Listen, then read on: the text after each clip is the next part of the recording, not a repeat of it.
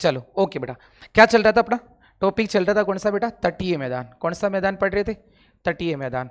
और तटीय मैदान में पहले तट बना लेते हैं। चलो जी,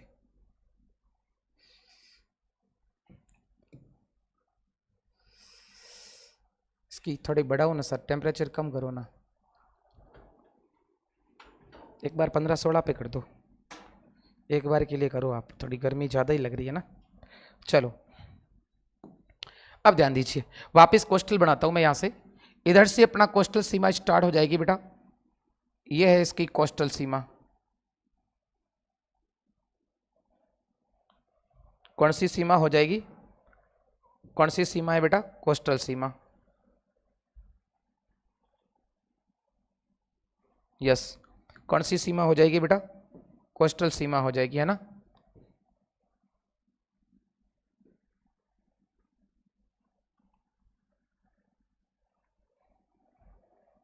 ओके, कौन सी सीमा हो जाएगी? कोस्टल।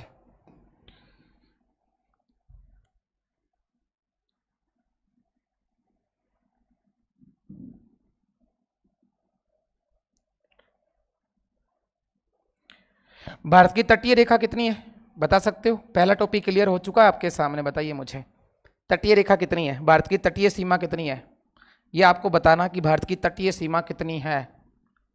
ये भाग जो है पूरा का पूरा स्तरीय सीमा का है।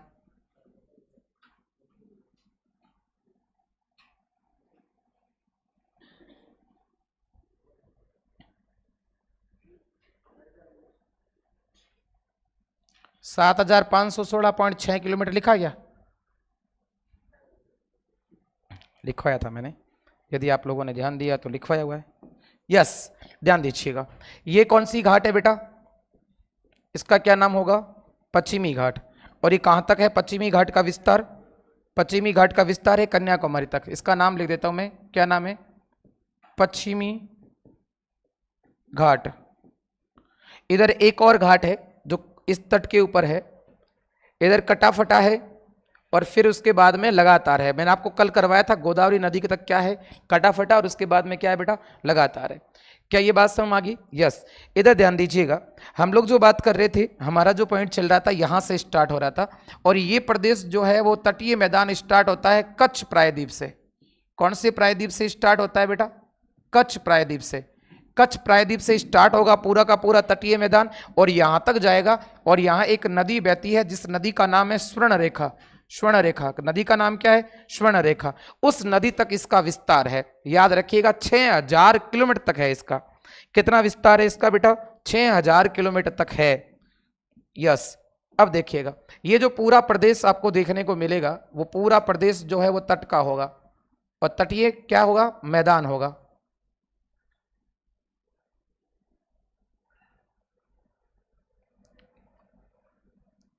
ये मैदान है पूरा। और इधर वाला जो घाट अपन पढ़ रहे हैं, इस पश्चिमी घाट के पश्चिमी सहारे जितने सारे मैदान बनेंगे, जो मैदान बना हुआ है वो मैदान कौन सा मैदान है बेटा? इसके सहारे जो मैदान बना हुआ है वो मैदान है आपका पश्चिमी तटीय मैदान। कौन सा मैदान है? पश्चिमी तटीय मैदान। हम मैं जो बनाने जा रहा हूं वो कौन सा मैदान है? आप भी बनाते रहिए साथ साथ में, ताकि है ना बाद में आपको इतनी मेहनत करने की जरूरत नहीं पड़े।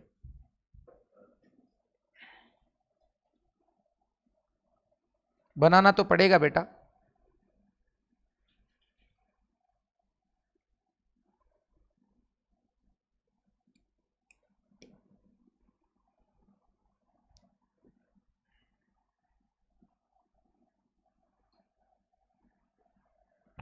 ये कौन सा मैदान मैंने आपके सामने बनाया, उस मैदान का नाम क्या है? पश्चिमी तटीय मैदान।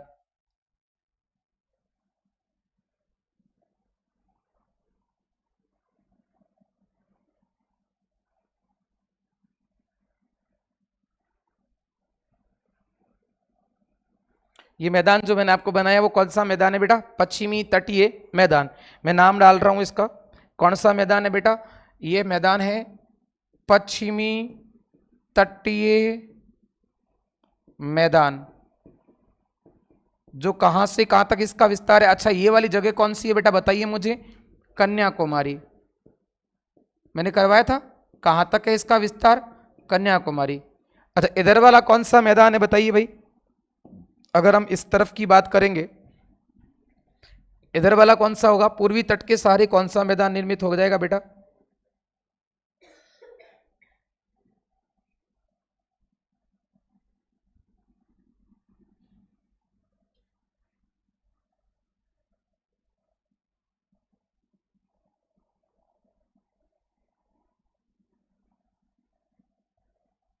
ये कौन सी नदी से स्टार्ट हो जाएगा?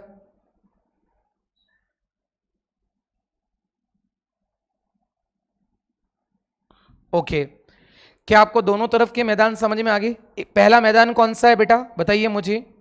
पहला मैदान है ये वाला, पहला मैदान है आपके, सुनिए मेरी बात को, पहला मैदान। इधर वाला मैदान का नाम क्या है बताइए? पूर्वी, क्या लिखेंगे बेटा? पूर्वी तटीय मैदान। क्या लिखेंगे नाम? पूर्वी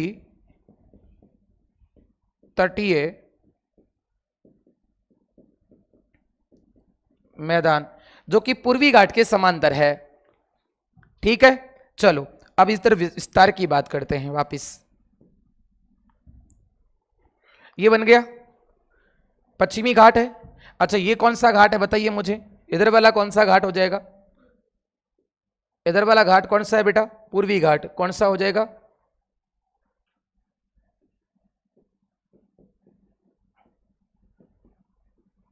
और इधर वाला कौन सा घाट हो जाएगा बेटा? पश्चिमी घाट। कोई दिक्कत नहीं है। अब आप समझिएगा, पश्चिमी घाट के किस तरफ है? ये पश्चिम की ओर है, जबकि ये पूर्वी घाट के किस तरफ है? पूर्व की ओर है। सिंपल है ना? मतलब अपन क्या पढ़ेंगे? पश्चिमी घाट के समांतर, पश्चिमी घाट के पश्चिम में समांतर, तट के समांतर जो मैदान पाया जाता है उस मैदान का नाम क्या है? पश्चिमी तटीय मैदान है। वो आगे बात करने वाले हैं, इससे पहले हम लोग ये बात करेंगे। चलो इसका विस्तार लिखिएगा, हेडिंग लगाओ विस्तार। विस्तार कहां से स्टार्ट होगा?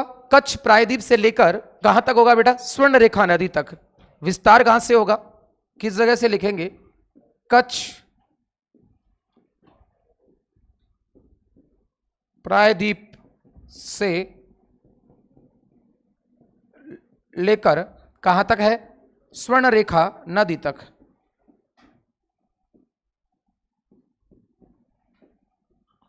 कितने किलोमीटर है बताइए भाई? नदी तक लगभग कितने किलोमीटर है बेटा? 6000 किलोमीटर है। उतार लीजिएगा विस्तार इसका। 6000 क्या है बेटा? किलोमीटर तक। ओके, चलो अगली बात करते हैं।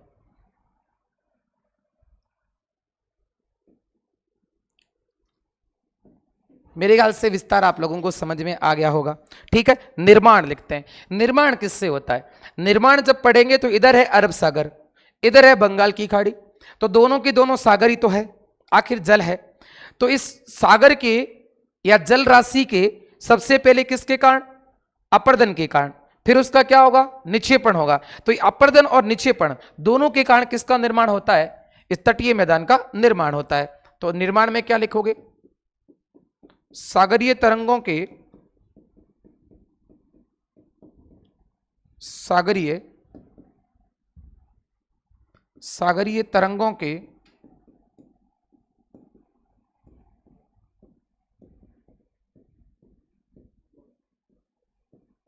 अपर्दन निक्षेपण। कौन सी तरंगों के बेटा? सागरीय तरंगों के अपर्दन तथा निक्षेपण और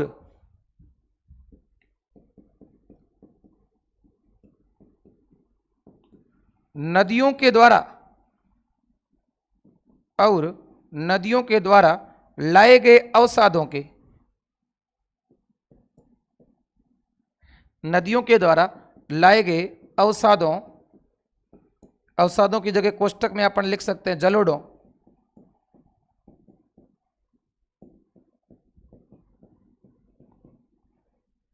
से निर्मित है।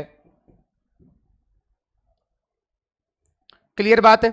एक तो है ना, इस तटों ने क्या कर दिया, ये सागर की तरंगे बार बार तट पे जा रही है और तटों को तोड़ तोड़ के क्या कर दिया, जगह जगह दिखे ना टूटे हुए तट है, सीधी रेखा में नहीं है, सब जगह क्या है, टूटे हुए हैं। और तोड़ा किसने, सागर की तरंगों ने तोड़ दिया।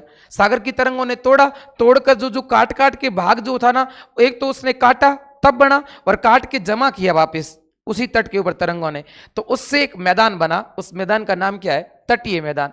ठीक है, मेरे कहने का मतलब ये होता है कि इधर की अगर कोई तरंग है, यस ध्यान दीजिएगा, अगर कोई तरंग जाके इस पे टकराएगी, यहाँ की मिट्टी को काटेगी, काट के वापस उठा के क्या करेगी, ऐसे घूम घूम के वापस लाके डालेगी, घूम घूम के वापस लाके डालेगी, डाल डाल के इस तरीके से पूरा निर्माण हो जाएगा। वो किसका निर्माण होगा, तटीय मैदानों का निर्माण हो जाएगा।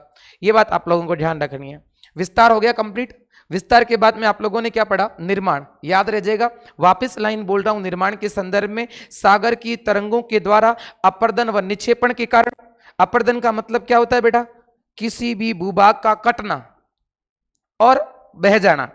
अपर्दन का मतलब क्या होता है, किसी भी भूभाग का क्या हो जाना बेटा, कट जाना, और साथ में क्या हो जाता है, बह जाता है। जैसे मान लीजिएगा बारिश के दिनों में हमारे घर में कोई बारिश हुई मान लीजिएगा, और घर का कच्चा आंगन है, और कच्चे आंगन में खूब बारिश हुई, आंगन थोड़ा ऊपर हाइट में, ठीक है, अब जल का क्या जाएगा, पूरा का पूरा नाली के रूप में जाएगा।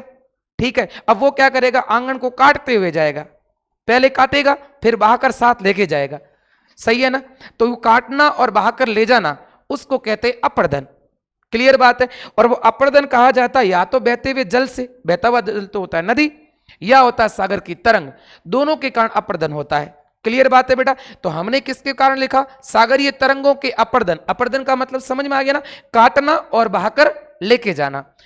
और निक्षेपण का मतलब क्या होता है, काटा बहाकर लेके गई तो कहीं ना कहीं क्या करेगी, जमा करेगी, आगे अपने ढाणी से दूर जाके कहीं जगह होगी वहां पर क्या करेगी, वो मिट्टी जमा हो जाएगी। होती है ना ऐसे, पूरे खेत की खाद भी कई बार बहकर चली जाती है, कहां जाएगी, निचले वाले भाग में जाएगी। क्लियर बात है बेटा। तो देखो सागरीय तरंग क्या करेगी, तटों का अपर्दन करेगी, अपर्दन करने के बाद तटों वाली मिट्टी को ही वापस तटों पे ही जमा करेगी, और उससे क्या बन जाएंगे, मैदान। क्लियर बात है। और देखिएगा नदियां कुछ है, मान लीजिए कोई इसी घाट से निकल के नदी इधर आ रही है, तो नदी भी अपने साथ में कुछ काट के और कुछ बहाकर लेके आएगी। वो भी क्या करेगी, इधर से आएगी ना तो यहां लाके क्या करेगी, जमा करेगी, और जमा करेगी तो उससे भी क्या बनेगा, मैदान। और नदी अपने साथ में अवसादों को लाती है। क्या लाती है, अवसाद। अवसाद का मतलब क्या होता है, कोई बता सकता है क्या मुझे। अवसाद का मतलब होता है यदि नदी बहकर आएगी, अपर्दन करके आएगी, तो कुछ कंकड़ पत्थर मिट्टी सिलिका इस तरीके से कोई ना कोई पदार्थ तो लाएगी, गाद इस तरीके से, जो साथ में काट कर बहाकर लेके आई है ना, उसको कहते हैं अवसाद। क्या कहते हैं बेटा, अवसाद। क्लियर बात है। यदि बहता हुआ जल अपने साथ में कुछ अगर उठा के लाता है, कंकड़ पत्थर मिट्टी जो भी उठा के लाता है, पेड़ पौधे जो भी, वो भी अवसाद में ही काउंट होंगे। क्लियर बात है। जो उठाकर लेकर आ रही है तो आगे जाके क्या करेगी, जमा तो करेगी कहीं ना कहीं। तो ये देखो सागरीय तरंगों ने भी अपर्दन करके जमा कर दिया, और नदियां भी अपने साथ में क्या लाती, अवसाद। अवसादों को कहते हैं जलोढ़। क्यों, क्योंकि जल के साथ बहकर आने वाली मिट्टी का नाम क्या है, जलोढ़। और उस जलोढ़ों को क्या कर देगी, आगे जाके तटों पर जमा कर देगी, और उससे क्या बन जाएगा, मैदान। और ऐसे मैदान को तटीय मैदान कहा जाता है। क्लियर बात है। और इसका विस्तार मैंने कहां से कहां तक बताया कि भाई कच्छ प्रायद्वीप से स्टार्ट होगा और पूरा का पूरा घूमते हुए वापस कहां तक जाएगा बेटा, स्वर्ण रेखा नदी तक जाएगा, और पूरी लंबाई यदि बात करेंगे तो लगभग 6000 किलोमीटर हो जाएगी। क्लियर बात है। और 6000 क्यों कह रहा हूं, क्योंकि मुख्य भूमि की लंबाई 6100 किलोमीटर ही है। मुख्य भूमि की जो सीमा है ना, तटीय सीमा दो प्रकार की है, एक है संयुक्त, एक है मैन। यदि नहीं पता तो मैं थोड़ा सा डिस्कस कर लेता हूं, आपको समझा देता हूं। हमारी जो जमीन है ना, तट है ना, ये यहां से लेकर यहां तक की बात कर रहा हूं। ये तट दो टाइप से हैं, एक तो मुख्य भूमि का है, इधर देखिए थोड़ा समझाने, यहां समझा देता हूं, कोई दिक्कत नहीं। इधर देखिए हमारी जो तटीय सीमा है ना, तटीय सीमा, तटीय सीमा जिसको अपन एक और नाम कहेंगे, क्या कहेंगे बेटा तटीय सीमा को, बताइए, जलीय सीमा। और क्या कहेंगे बेटा, समुद्री सीमा। क्या कहेंगे, समुद्री सीमा। इस समुद्री सीमा को भारतीय भूमि में दो टाइप से क्या किया गया है, काउंट किया गया है। अब दो टाइप से कैसे बेटा, इस समुद्री सीमा को भारतीय भूमि के अंदर दो तरीके से काउंट किया गया है। अब दो तरीके से कैसे, थोड़ा समझाने का प्रयास करता हूं मैं। एक तो है भारत के पास में दो भूमियां हैं तट के रूप में, एक भूमि का नाम है मुख्य भूमि, और एक भारत के पास में भूमि है उसका नाम है संयुक्त भूमि। अब आप लोग मुझे बताइए, जो मैंने लाइनें खींची हैं, जो मैंने तट आपको समझाया है, क्या इस तट के साथ अंडमान निकोबार द्वीप समूह और लक्षद्वीप के तट शामिल है क्या? नहीं है। क्या मैंने इसको शामिल किया बेटा? नहीं किया। ये है लक्षद्वीप अरब सागर में, और ये बंगाल की खाड़ी के क्या अंडमान निकोबार को मैंने शामिल किया? ये भी तो तट रखते हैं ना, है तो भारत का ही तो भाग। नहीं किया ना। यदि किसी भूमि के अंदर लक्षद्वीप तथा अंडमान निकोबार को या द्वीप समूह की सीमाओं को नहीं काउंट किया जाए तो ऐसी भूमि को क्या कहा जाता है? मुख्य भूमि। तो भारत की जो मेन भूमि है, इसमें अंडमान निकोबार और लक्षद्वीप शामिल नहीं है, जबकि भारत की संयुक्त भूमि में है। क्या ये बात समझ आई कि नहीं? और मैंने आपको कौन सी भूमि बताई है? मुख्य भूमि। ये जो मैंने जितनी सारी कोस्टल सीमा बताई है ना, वो कौन सी भूमि बताई बेटा? मुख्य भूमि। और मुख्य भूमि में अंडमान निकोबार द्वीप समूह और लक्षद्वीप समूह शामिल नहीं है। होते तो हमने यहां भी हम क्या करते? इसको मार्क करते, है नहीं। क्लियर बात है? तो कौन सी भूमि आ गई? वो मेन। तो ये भारत का मेन भाग है, और ये इसको साथ करते ही भारत का संयुक्त भाग हो जाएगा। क्लियर बात है? मतलब संयुक्त कब होगा? जब मुख्य भूमि के साथ, क्या बेटा? जब मुख्य भूमि के साथ में अंडमान निकोबार द्वीप समूह प्लस लक्षद्वीप को जोड़ दिया जाएगा, तो वो भूमि क्या कहलाएगी बेटा? संयुक्त भूमि कहलाएगी। मेरे ख्याल से ये बात आपको समझ में आ गई। लक्षद्वीप साथ है तो संयुक्त, मतलब द्वीप समूह साथ है तो संयुक्त, द्वीप समूह साथ नहीं है तो क्या हो जाएगी? मुख्य भूमि।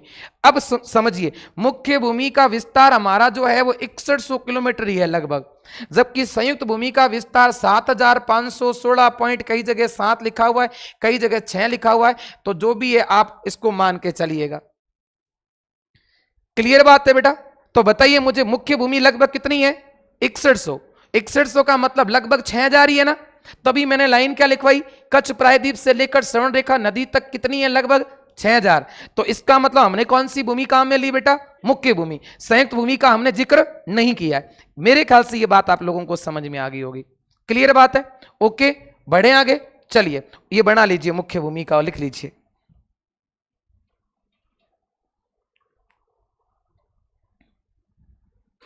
बस इतना ही सही बनाना, और कुछ नहीं है। वर्तमान में ये भी आंकड़ा चेंज हो चुका है, ठीक है? 11,098 हो चुका है। वर्तमान की तटीय सीमा है ना संयुक्त भूमि की, वो बढ़ गई है। ठीक है, 7,000 की जगह कितनी हो गई है? 11,098 किलोमीटर हो गई है। क्योंकि पहले हमारे पास में जो तटों की पूरी लंबाई ज्ञात करने के लिए हमारे पास में कोई उपकरण था नहीं, तो 1970 तक तो हम लोग मानते थे ये वाली। अब 1970 में जी नहीं रहे, अब हम जी रहे हैं 2026 में। समझ रहे मेरी बात को? और हमने नई तकनीकी के माध्यम से वापस सर्वे किया, और जब वापस सर्वे किया तो तटों की लंबाई बढ़ गई, तटों की लंबाई बढ़ गई। क्लियर बात है? पर ऐसी बात नहीं है कि भाई उसके बाद में धीरे धीरे तट जो है खा खा के चौड़े हो गए इसलिए लंबाई बढ़ गई ना। हमारे पास वो तकनीकी नहीं थी, हमने सीध मापी, जिसको बेस्ट लाइन कहा जाता है। ठीक है, ओके बेटा, आगे बढ़ू क्या? बोलो, बढ़े आगे? अच्छा ओके, अब हम आप लोग लिख दीजिएगा बेटा, अगली लाइन क्या लिखोगे? अगली लाइन लिखोगे कि तटीय मैदान को 2 भागों में बांटा गया है। तटीय मैदान को मुख्यतः कितने भागों में बेटा? बताइए मुझे, तटीय मैदान को मुख्यतः कितने भागों में बांटा गया है? 2 भागों में बांटा गया है। लो जी, क्या लिखोगे बेटा? तटीय मैदान को, तटीय मैदान को मुख्यतः कितने भागों में बांटा गया है? 2 भागों में बांटा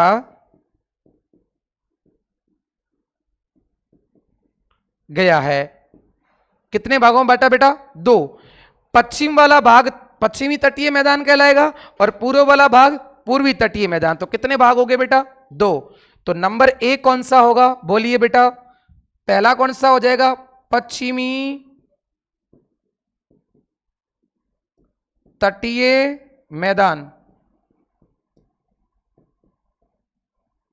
दूसरे वाला भाग कौन सा होगा बेटा? बताइए, पूर्व की ओर कौन सा होगा? पूर्वी तटीय मैदान। क्या मैं कह सकता हूं कि पश्चिमी तटीय मैदान वो मैदान है जिस मैदान का निर्माण कौन सी नदियों ने किया पता है? अरब सागर में गिरने वाली नदियों ने किया। सही है ना? ये जो मैदान बना हुआ ना आपके सामने, ये हमारा कौन सा सागर है बताओ भाई? ये हमारा कौन सा सागर है? अरब सागर है। ये हमारा कौन सा सागर है भाई? ये हमारा है सागर जिसका नाम क्या है? ये हमारा जो सागर है जिसका नाम क्या है बेटा? अरब सागर है। क्लियर बात है? और इधर वाली अगर बात करूं मैं, तो ये कौन सी खाड़ी है बेटा? तो इसका नाम क्या हो जाएगा? ये खाड़ी है जिसका नाम है बंगाल की खाड़ी। किसकी खाड़ी है बेटा? ये बंगाल की खाड़ी। ओके बेटा, अब देखो इस मैदान का निर्माण तो किया बंगाल की खाड़ी में गिरने वाली नदियों का, अर्थात पूर्वी तटीय मैदान का निर्माण किसने किया? बंगाल की खाड़ी में गिरने वाली नदियों ने। जबकि देखो बताइए, पश्चिमी तटीय मैदान का निर्माण किसने किया? जो नदियां किस में गिर रही है बेटा? अरब सागर में गिर रही है।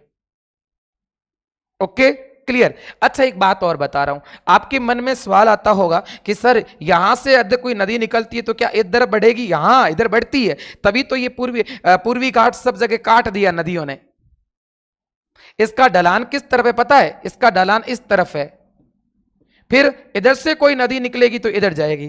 क्लियर बात है बेटा? इधर से जो भी नदी निकलेगी तो किधर जाएगी? इधर जाएगी।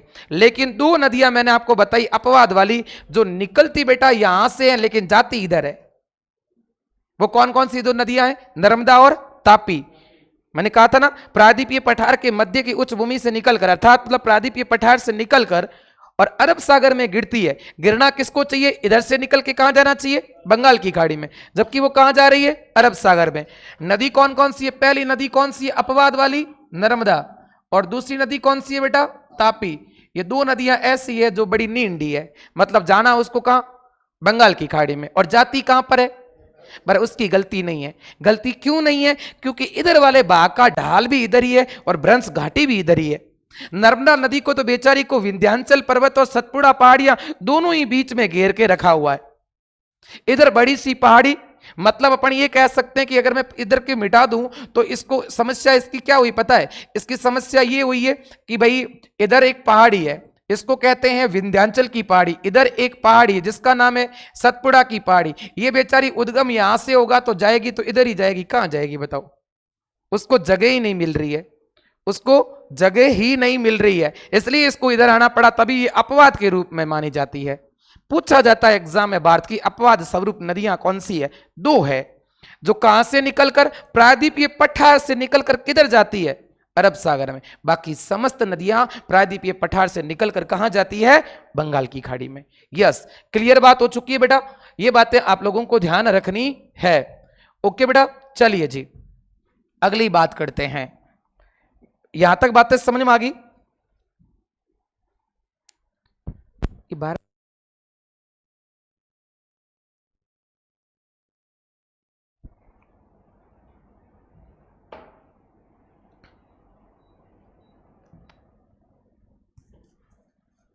ओके ठीक है, चलो जी। तो हम नंबर 1 क्या लगाएंगे बेटा? पश्चिमी तटीय मैदान। भाई दो भाग बता दी मैंने, कौन कौन से बताओ? तटीय मैदान के दो। पश्चिम की ओर कौन सा है? पश्चिमी तटीय मैदान। और पूर्व की ओर कौन सा है? पूर्वी तटीय मैदान। तो अब हम वापिस क्या पढ़ने वाले हैं बेटा जी? बताइए मुझे, हेडिंग लगा दीजिएगा। क्या हेडिंग लगाएंगे? यस, उसका नाम लगाएंगे पश्चिमी तटीय मैदान। क्या नाम लगाएंगे बेटा? पश्चिमी तटीय मैदान।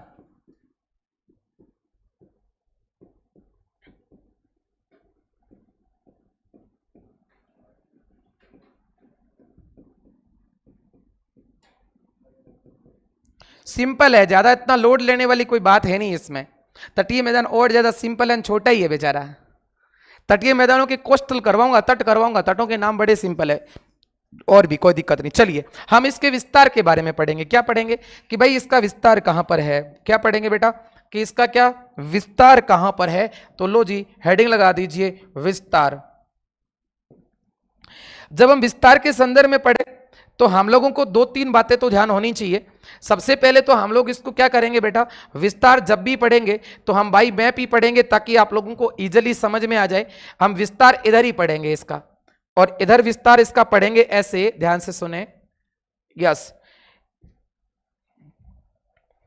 लो जी, इसका जब विस्तार पढ़ेंगे तो मैंने अभी आपको बताया, इसका विस्तार पढ़ेंगे तो मैंने अभी कहा कि यहां वाला विस्तार करेंगे कंप्लीटली, ये विस्तार जो मैं आपके सामने रख रहा हूं, ये विस्तार किसका है बेटा?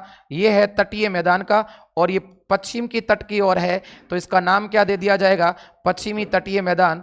और ये मैं कच्छ प्रायद्वीप से स्टार्ट कर रहा हूं। किस जगह से स्टार्ट किया मैंने बेटा? बताइए मुझे। कच्छ प्रायद्वीप से स्टार्ट किया है, और कहां तक जाऊंगा? कन्याकुमारी तक लेकर जाऊंगा इसको। कहां तक लेकर जाऊंगा? कन्याकुमारी तक लेकर जाऊंगा इस पूरे भाग को, और कन्याकुमारी तक लेके जाऊंगा तो कन्याकुमारी तक इसका विस्तार हो जाएगा। क्या हो जाएगा बेटा? इसका कन्याकुमारी तक क्या हो जाएगा? विस्तार हो जाएगा। यस।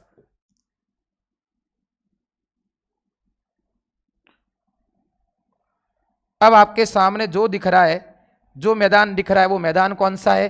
पश्चिमी तटीय मैदान है। कौन सा है बेटा? पश्चिमी तटीय मैदान है।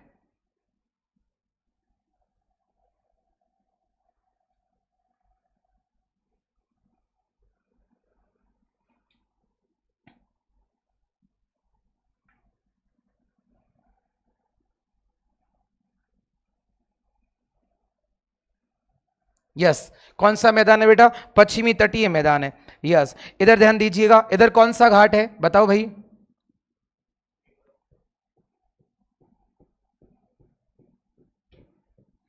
पश्चिमी घाट।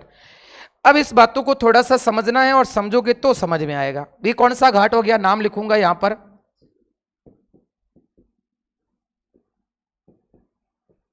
जब किसी घाट के बराबर ऐसे कोई रेखा होगी तो इसको क्या कहते हैं बेटा? समांतर।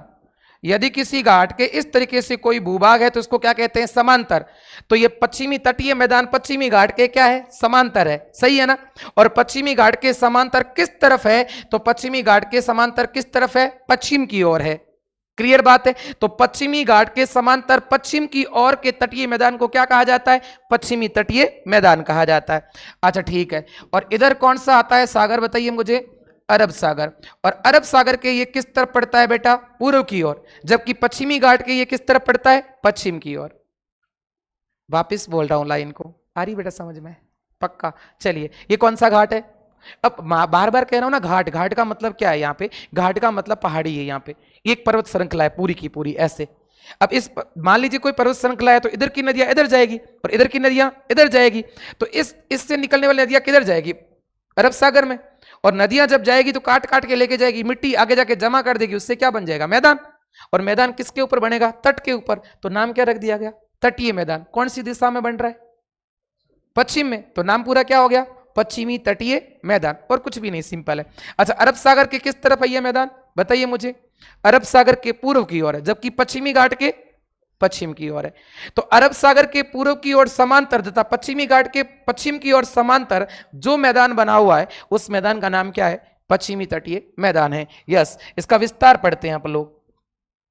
ये कौन सा, ये जगह कौन सी है बताओ मुझे? कच्छ प्रायद्वीप। अच्छा, ये कच्छ कहां पड़ता है भाई? कच्छ गुजरात का एक क्या है? कच्छ गुजरात का एक क्या है बेटा? जिला है। पता है ना? याद है?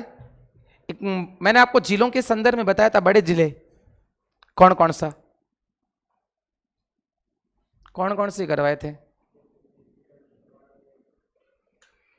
हाँ मैंने कहा करवाया है। मैंने कहा ना, कल बीबी का करवाया था मैंने इस तरीके से, याद है?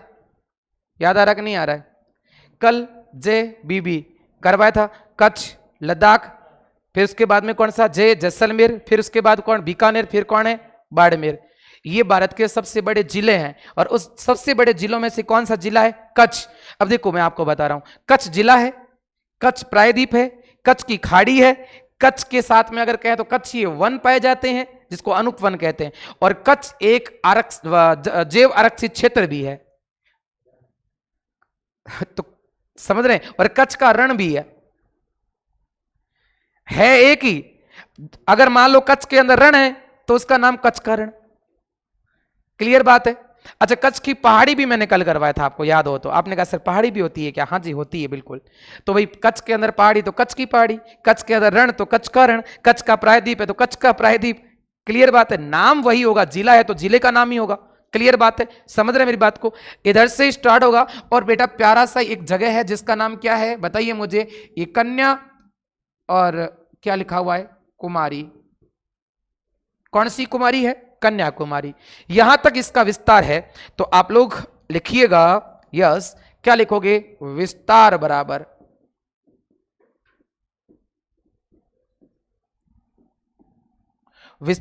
लिखना आप लोगों को बेटा।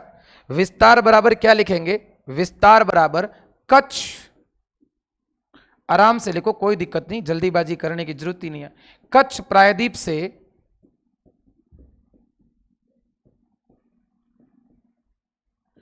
कन्याकुमारी तक।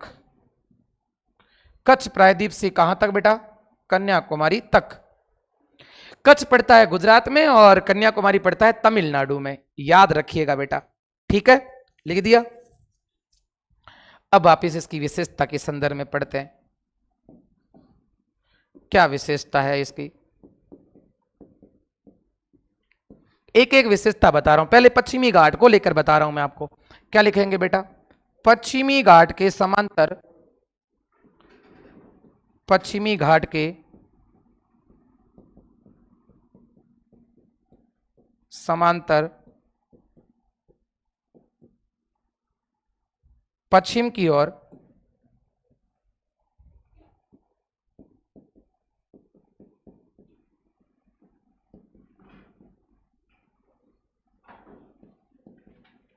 स्थित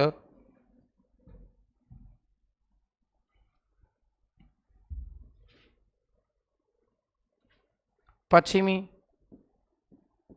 तट पर स्थित मैदान। पश्चिमी घाट के समांतर पश्चिमी या पश्चिम तट पर स्थित मैदान। ये कौन सा तट है बताओ? ये पश्चिम का है। इधर वाला तट कौन सा है? पूर्व का। एक तो ये बात है। अगला लिखोगे,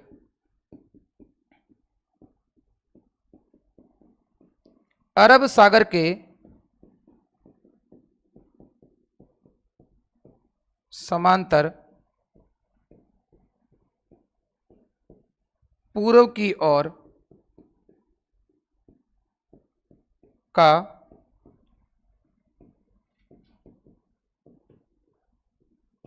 तटीय मैदान।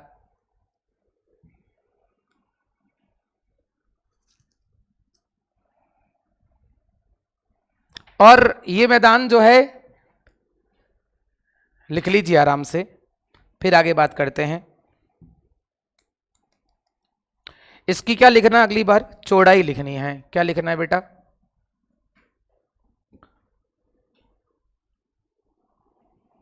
इसकी क्या लिखनी है? चौड़ाई लिखनी है। तो अगला क्या लिखोगे बेटा? चौड़ाई। ये चौड़ा कितना है? तो कहीं 50 है तो कहीं 110 किलोमीटर है, कहीं 50 है तो कहीं 110 किलोमीटर। तो इसका मतलब औसतन कितनी है? एवरेज अगर बात करें तो 50 किलोमीटर से 110 किलोमीटर तक लिख लीजिएगा। अच्छा, ये संकड़ा मैदान है ना, एकदम संकड़ा है। ये संकड़ा नहीं, ये फैला हुआ है। अगली लाइन क्या लिखोगे? यह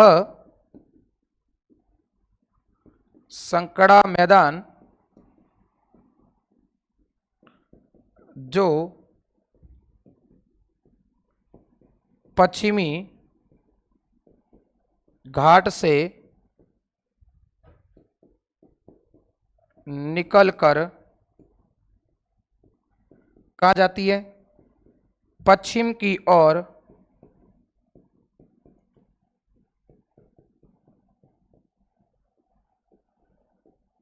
जाने वाली,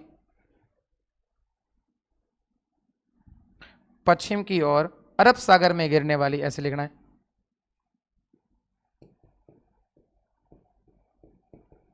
कौन से सागर में? अरब सागर में गिरने वाली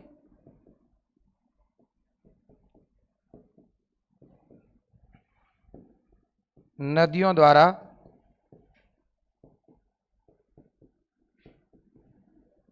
निर्मित है। क्लियर बात है बेटा? अरब सागर में गिरने वाली नदियों के द्वारा क्या है? ये निर्मित है। अच्छा, यहां की नदियां जो है वो डेल्टा ना बनाकर एचुरी बनाती है। क्या लिखोगे? इस मैदान की नदियां, इस मैदान की नदियां डेल्टा न बनाकर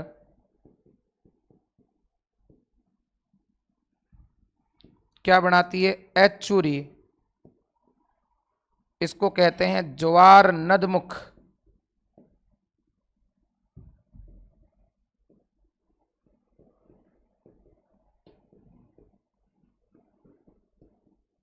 बनाती है। क्यों भाई?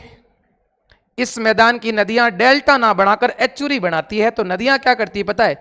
जैसे ही नदी यहां से निकलेगी, नदी सीधा यहां करेगी, इसका मुहाना सीधा टच किससे होगा? जल से, जवार से। क्योंकि अरब सागर में क्या उठेगा? जवार। और जवार से नदी का मुख क्या होगा? टच होगा। तब नाम क्या हो जाएगा? जवार नद मुख। और अंग्रेजी में उसको एचुरी कहते हैं। भाई जैसे ये नदी उधर से आई, इधर समझिए मेरी बात को, मान लीजिएगा इधर से कोई नदी इधर इधर बहती हुई इस तरीके से आ रही है। अब नदी बहती हुई आ रही है तो नदी ने क्या कर दिया? नदी के अंदर का जो जल है ना, वो सीधा टच किससे हो गया? इस जल से टच हो गया। और इस जल के अंदर क्या आते हैं? इस जल के अंदर आते हैं बेटा, ध्यान से सुने, इस जल के अंदर आते हैं ज्वार। क्योंकि प्रत्येक जल के अंदर ज्वार भाटे तो आते ही है। तो ज्वार से नदी का मुख क्या हो रहा है? सीधा टच हो रहा है। इसलिए इसका नाम क्या रख दिया? जवार नद। नद का मतलब नदी, मुख का मतलब मुंह। जवार से नदी का मुंह टच होता है तो नदी डेल्टा नहीं बनाती है। डेल्टा ऐसे बनता है, इधर नदियां जो भी गिरेगी ना तो आगे जाके डेल्टा बनाएगी। ऐसे मिट्टी के आगे अपनी मिट्टी को लेके जाएगी, आगे जाके फैला देगी समुद्र के अंदर। ठीक है? और समुद्र के अंदर स्थल भाग आगे जाके बढ़ जाएगा। ये होता है डेल्टा। जबकि ये तो नदी डेल्टा नहीं बनाएगी, सीधा जल को, साफ साफ जल को लेके जाएगी। कारण क्या है? नदी भ्रंश घाटी में बहती है, कठोर भाग पर बह रही है। और कठोर भाग पर बह रही है तो नदी के साथ अवसाद कम होंगे। और नदी के अंदर का साफ जल सीधा का सीधा कहां चला जाएगा? अरब सागर में चला जाएगा। इसलिए नदी डेल्टा ना बनाकर क्या बनाती है? ज्वार नदमुख। कारण क्या है? नदी भ्रंश घाटी में बहती है। नंबर एक कंडीशन, ढाल बहुत तेज है। इसकी ढाल, इधर नदियां आती है ना बंगाल की खाड़ी में, तो नदियों की लंबाई ज्यादा है। लंबाई ज्यादा तो नदी बहती बहती तीन अवस्थाओं में नदी बहती। कितनी अवस्थाओं में बहती नदी? तीन अवस्थाओं में। याद रखिएगा ये बात। नदी की पहली अवस्था होती है जिसको कहते हैं, अपन कहते हैं युवा अवस्था। नदी जब पर्वतों की ढाल में बहती है ना तो एकदम मोटियार वाली चाल से बहती है। युवा अवस्था में चलती, तेज गति से प्रवाह होता है। जैसे युवा अवस्था में कब चलेगी? जब नदी ढाल में ऐसे बहेगी, तेज बहेगी। क्लियर बात है? अगली नदी की अवस्था, जैसे ही नदी आगे जाएगी ना तो नदी की अवस्था सेकंड लग जाएगी, जिसको कहते हैं प्रौढ़ अवस्था। अब नदी अधखड़ हो चुकी है। अधखड़ का मतलब समझ रहे हैं ना मेरी बात को? प्रौढ़ हो चुकी है। क्यों? क्योंकि ढाल थोड़ी क्या हो गई, पहले तेज थी तो तेज जा रही थी, युवा अवस्था में चल रही थी। आगे उसकी कौन सी अवस्था आ गई? प्रौढ़ अवस्था। थोड़ी ढाल क्या हो गई इसकी? कमजोर। और आगे जाके वापस धीरे धीरे आगे बढ़ेगी तो नदी के अंदर, बताइए मुझे, वेग कम होगा, तेज होगा, कम होगा? जैसे जैसे नदी आगे बढ़ेगी ना वैसे वैसे नदी के अंदर जल की मात्रा भी कम हो जाएगी। नदी के पीछे बहाव का प्रेशर भी क्या हो जाएगा? कम हो जाएगा। और नदी तीसरी अवस्था में आ जाएगी। और वो नदी की कौन सी अवस्था होती है बताइए आपको? वृद्धा अवस्था। और इस वृद्धा अवस्था में नदी क्या बनाती है? लास्ट अंतिम अवस्था में होती है, इस जगह होती है। और अपने मुहाने पर, नदी अपने मुहाने पर क्या बनाती है बताइए मुझे? डेल्टा बनाती है। लेकिन यहां ऐसा सिस्टम नहीं है। क्यों? क्योंकि पश्चिमी घाट बहुत ऊंचा है और ऊपर से तेज गति से नदी आएगी और सीधी चली जाएगी। क्लियर बात है? एक तो नदियों की लंबाई क्या है? कम है। एक भ्रंश घाटी में बहती है, इसलिए नदी क्या करती है? डेल्टा ना बनाकर क्या बनाती है? एचुरी बनाती है। क्या बनाती है बेटा? एचुरी। ये बात आप लोगों को ध्यान होनी चाहिए। एचुरी मैं लिख देता हूं यहां पे, इसको कहते हैं एचुरी, अंग्रेजी वर्ड है ये। क्लियर बात है? तो इधर की नदियां एचुरी, क्योंकि देखो एक तो है इसका लंबाई कम है और एक इसकी ढाल ज्यादा है। इसकी लंबाई ज्यादा है तो लंबाई ज्यादा तो ढाल भी क्या होगी? धीरे धीरे ज्यादा। क्या होगी, मतलब धीरे धीरे जैसे जैसे आगे जाएंगे वैसे। तो नदी, एक नदी यहां से निकलकर यहां जा रही है और एक नदी यहां से निकलकर यहां जा रही है, तो लंबी कौन बह रही है, लंबी वो नदी बह रही है जो बंगाल की खाड़ी में गिर रही है, और वो बेचारी डेल्टा बनाएगी, कहां जाएगी, क्यों, क्योंकि इतनी दूरी तय करते कर करके साथ में इतनी उसने मिट्टी उठा ली कि वो अंतिम अवस्था में जाकर मिट्टी क्या करेगी, जमा करेगी। अब उसके पास कैपेसिटी नहीं है कि उस मिट्टी को आगे तक ले जा सके, क्यों, क्योंकि नदी कौन सी अवस्था में आ जाती है, वृद्धावस्था में। नदी का ढाल कम हो जाता है, नदी के प्रवाह का ढाल कम हो जाता है, नदी के अंदर वेग कम हो जाता है, क्यों, क्योंकि नदी के अंदर जल की मात्रा क्या हो जाती है, कम। क्लियर बात है, जल की मात्रा कम तो वेग हो जाता है कम, ढाल हो जाता है कम, तब नदी क्या करती है, धीरे धीरे धीरे धीरे अपने साथ लाए हुए अवसादों को छोड़ती जाती है पीछे, और आगे जाके धीरे धीरे क्या करेगी, अपने मुहाने पर अवसादों को छोड़ देगी, और लाला के मिट्टी जो है समुद्र के अंदर ऐसे बिछा देगी, और उससे क्या बन जाएगा, पूरा का पूरा डेल्टा बन जाएगा। और जबकि ये नदियां ऐसा नहीं करती है, ये एचुरी ही बनाती है, और ये क्वेश्चन पूछा हुआ है, किधर की नदियां एचुरी बनाती है, किधर की नदियां डेल्टा बनाती है, याद रखिएगा इस बात का। क्लियर बात है बेटा, समझ में आ गई बात, बताइए, ये उतार लीजिएगा, उतार लिया पक्का, अब लिख दीजिएगा, आगे लिखो बेटा। अब हम बात करेंगे पश्चिमी घाट के प्रादेशिक विभाजन का, तो हेडिंग लगा दीजिएगा, पश्चिमी घाट, सॉरी पश्चिमी तटवर्ती मैदान के प्रादेशिक विभाजन। अगला पॉइंट ले रहा हूं, यहां लिख रहा हूं बेटा, क्या, पश्चिमी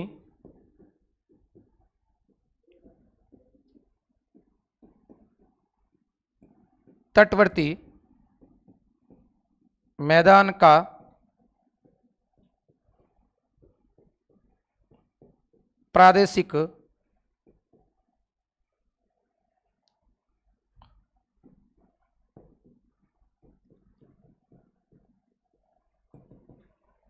विभाजन।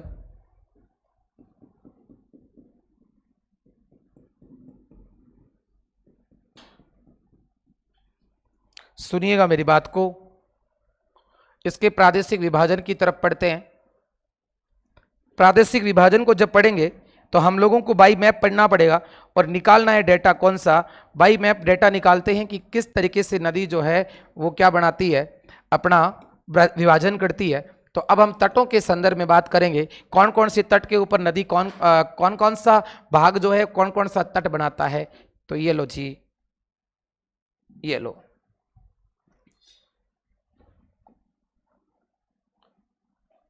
पहले इस तट की बात करेंगे, इधर वाले तट की। इस तट का नाम क्या है बताइए मुझे, जल्दी से बता दीजिए, मैं मार्क कर रहा हूं। हम लोग सिर्फ इसी तट को पढ़ेंगे, हम लोग जो है बेटा इसी तट को पढ़ने वाले हैं। यस, कौन सी तट को पढ़ने वाले हैं, इस तट को पढ़ने वाले हैं जिसको मैं मार्क कर रहा हूं। और ये कौन सा तट है बताइए भाई,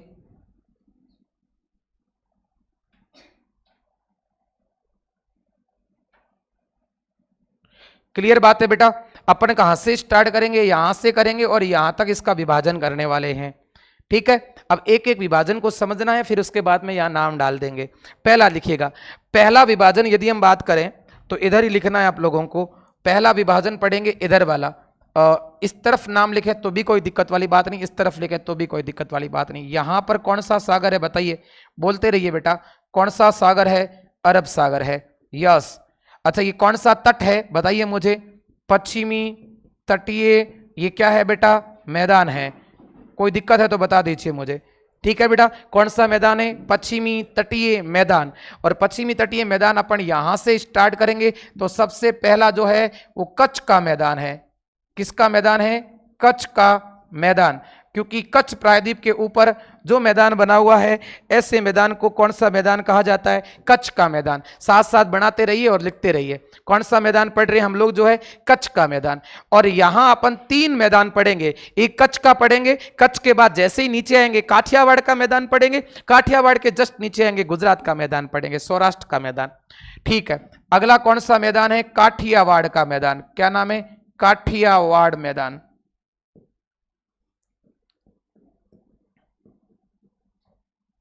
और अगला कौन सा पढ़ेंगे, सौराष्ट्र का मैदान।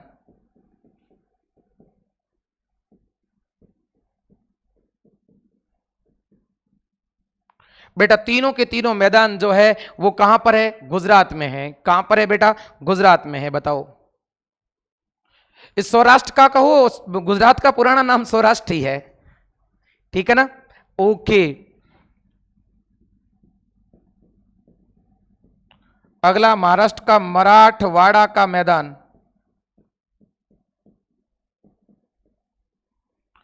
अगला देखो प्यारा सा एक और है जिसको कहते हैं कोंकण तट या कोंकण मैदान, एक ही बात है।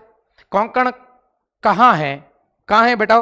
कोंकण तट कहो या कोंकण का मैदान कहो, एक ही बात है। इसको मैदान नाम डाल दो भले ही, क्योंकि मैदान ही पढ़ रहे हैं।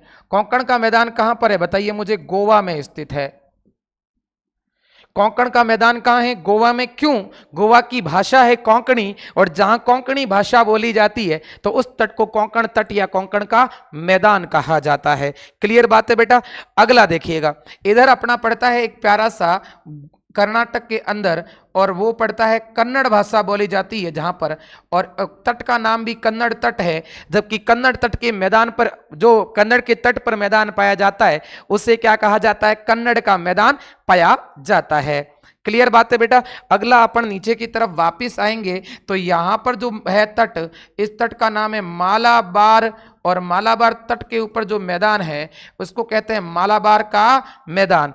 बताओ ये बात समझ में आई कि नहीं है आप लोगों को? क्लियर है? अब अपन बात करते हैं, आगे डिस्कस करते हैं। ये तीनों के तीनों जो मैदान है आपके सामने जो बनाए हुए हैं, ये तीनों के तीनों मैदान अपने हैं गुजरात राज्य के। कौन से राज्य के हैं बेटा? गुजरात के हैं। ओके, और ये जो है वो महाराष्ट्र राज्य का है, और ये कोंकण मैदान जो है अपना गोवा राज्य का है बेटा। और उसके बाद में कन्नड़ का मैदान जो है वो कर्नाटक राज्य का है, और मालाबार का मैदान जो है वो केरल राज्य का है। और इतने ये विभाजन है, टोटल विभाजन देख लीजिए 3। हालांकि जो कई किताबों में 3 ये लिखे हुए हैं, 4, 5, 6 विभाजन किए, अपने 7 विभाजन भी लिख दिए हैं लगातार ऊपर से। अब बताइए मुझे ये सीमा कौन कौन से राज्यों की है? इधर तट आता है गुजरात का, इधर तट आता है उसका नाम महाराष्ट्र है, इधर है वो गोवा का, इधर है वो कर्नाटक का, इधर वाला किसका है? केरल का। तो इस तट पर कौन कौन से राज्य हैं ये भी सीक्वेंस में हो गए, उत्तर से दक्षिण की ओर। ओके, लिखे? चलो जी, इधर देखिएगा, पहला कौन सा है बेटा?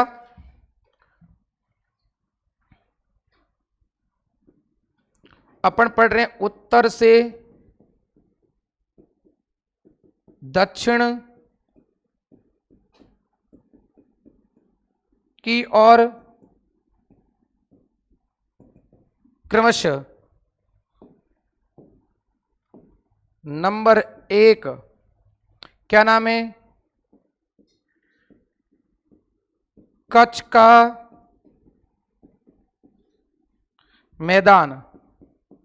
नंबर 2 कौन सा है?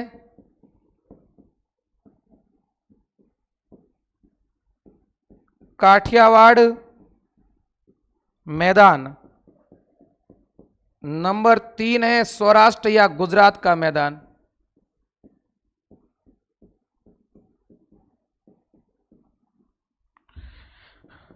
नंबर 4 मराठवाड़ा मैंने ऐड किया आपके सामने, जहां मराठी भाषा बोली जाती है बेटा। और मराठी कहां की भाषा है? महाराष्ट्र की है। और अगला है कोंकण मैदान, जो गोवा के कोंकण तट पर स्थित है। तो कोंकण तट कहां पर है बेटा बताइए मुझे? गोवा में है। जबकि कन्नड़ मैदान कहां पर स्थित है बताइए मुझे? कर्नाटक में है। और मालाबार का मैदान जो मालाबार तट पे है, बड़ा फेमस तट है मालाबार, जो भारत की सर्वाधिक वर्षा को ग्रहण करने वाला भी तट है, जहां दक्षिणी पश्चिमी मानसून आते ही सबसे पहले यदि कहीं टकराएगा तो यहां पर टकराएगा बेटा। इधर से मानसून आएगा और इधर टकराएगा, ठीक है। सबसे पहले मानसून यदि कहीं टकराता है भारत में आने से पहले तो वो टकराता है केरल के मालाबार तट पर, ठीक है। और खूब बारिश करता है। ऐसे करते करते आगे से आगे मानसून बढ़ता रहता है ऐसे, ठीक है। और इधर एक पहाड़ी है जिसका नाम महेंद्रगिरी और है, उस पहाड़ी से टकरा कर मानसून दो शाखाओं में बढ़ जाता है, एक शाखा अरब सागर की होगी तो दूसरी शाखा बंगाल की खाड़ी की होगी। ये भी बात करेंगे आगे। उतार लीजिए इतना, फिर आगे बढ़ते हैं अपन। यस, अब बात करते हैं इसी के संदर्भ में। तो 3 तो आप लोग लिख देना बेटा, प्यारा सा नाम डाल देना अपना, क्या है, गुजरात है। और अगला इसमें कौन सा नाम डाल देना आपको, महाराष्ट्र है। कोंकण का अगर बात करें तो क्या लिखोगे, गोवा है। गोवा जो है ना, बहुत प्यारा सा गोवा है अपना। और गोवा जो है भारत का क्षेत्रफल की दृष्टि से सबसे छोटा राज्य भी है। और इस गोवा की भाषा का नाम कोंकणी है। गोवा के अंदर 2 ही जिले हैं, ठीक है। और यहां पर एक रेलवे निकल रहा है जिसका नाम है कोंकण तट रेलवे, सुरंग में से निकलता है, ठीक है। चलो जी, बोलो यहां तक बात समझ में आई कि नहीं आई? अगर बात समझ में आ गई तो नंबर 1 मैदान का नाम क्या है बताओ भाई। नंबर 1 मैदान कौन सा है, कच्छ का मैदान। तो टाबरू लगाओ हेडिंग, कच्छ का मैदान लगा दो। गुरुजी पानी पिला दो यारो।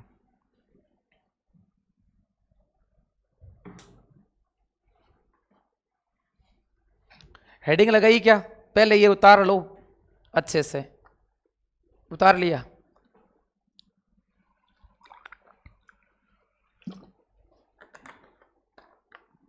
ओके, क्या पढ़ते हैं, कच्छ का मैदान। ले लूं आगे डेटा? यस, विभाजन में पहला विभाजन पढ़ेंगे कच्छ का मैदान।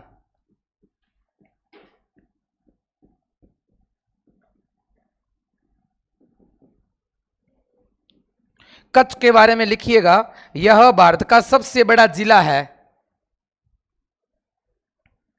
कच्छ के मैदान में क्या लिखोगे, स्थिति अगर बात करें, लोकेशन कहां रहेगी, गुजरात। कौन से राज्य में है बेटा, गुजरात में है। फिर नोट में क्या लिखेंगे इसके अंदर, नोट में प्यारा सा नोट लगा दीजिए, क्या है, यह का मतलब क्या हो गया, यह का मतलब है कच्छ भारत का सबसे बड़ा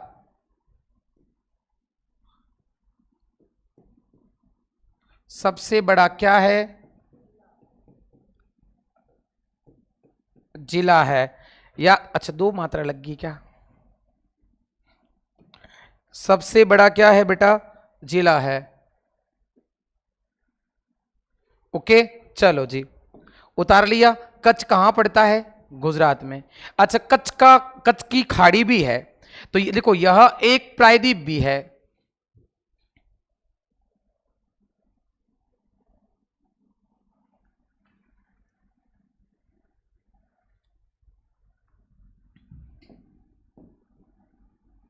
क्या लिखा आपने, यह एक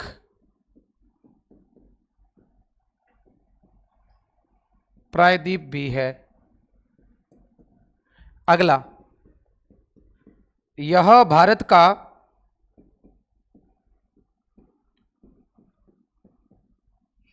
एक जैव आरक्षित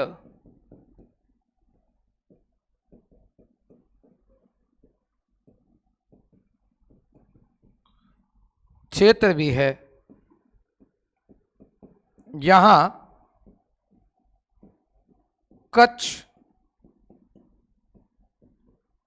दलदली, अनूप, वेलांचली या लवणीय वन पाए जाते हैं। ये सब के सब एक ही नाम है बेटा, है ना। आप ध्यान रखना, ऐसे मत करना कि भाई इतने वन पाए जाते हैं, क्या ना, एक ही वन है, एक ही प्रजाति का है, जिसको मैग्रो वनस्पति भी कहा जाता है। क्या कहा जाता है, मैग्रो वनस्पति कहा जाता है। अच्छा, इसका निर्माण किससे होता है टाबरो, ध्यान दीजिएगा। क्या लिखेंगे बेटा, निर्माण। इसका निर्माण होता है सिंध, अब देखो खास बात बता रहा हूं, ध्यान से सुने। इसका निर्माण होता है सिंधु नदी के द्वारा लाए गए अवसादों से। यहां कौन अवसाद पहुंचा रही है? सिंधु नदी। याद रखना है, क्या लिखोगे? सिंधु नदी के द्वारा लाए गए अवसादों से। क्या लिखोगे? सिंधु नदी द्वारा लाए गए अवसादों से निर्मित।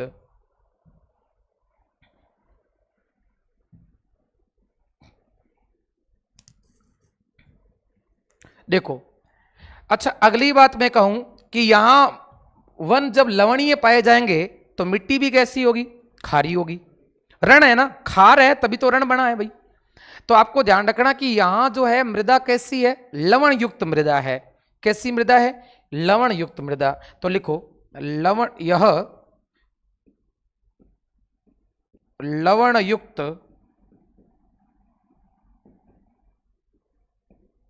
मृदा वाला, क्या लिखोगे? यह लवण युक्त मृदा वाला समतल व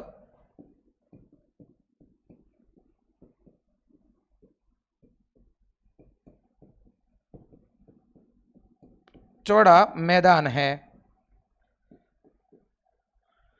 ओके, लिख लिया? इतना जल्दी कैसे है? लवण युक्त मृदा वाला। अच्छा, ये कृषि के लिए अनुपयोगी है। क्यों भाई? खार है ऊपर पूरा। क्या लिखोगे बेटा अगला? यह कृषि हेतु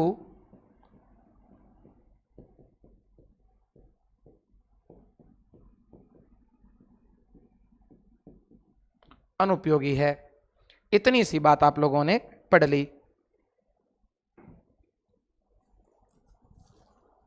लिख दिया? चलो जी, अगली बात करते हैं अपन लोग। दूसरे नंबर का मैदान पढ़ते हैं जिसका नाम क्या है? काठियावाड़ का मैदान। उतार लीजिएगा, इसको आगे ले लूं, नया ही पेज लेता हूं। उतार लिया क्या? बोलो, चलें आगे, हेडिंग लगा दो। क्या लगाएंगे बेटा बताइए? 2 नंबर मैदान पढ़ रहे हैं जिसका नाम क्या है? काठियावाड़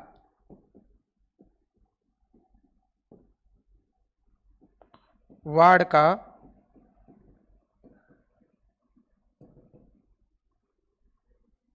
काठियावाड़ का मैदान। कौन सा है बेटा? काठियावाड़ का मैदान।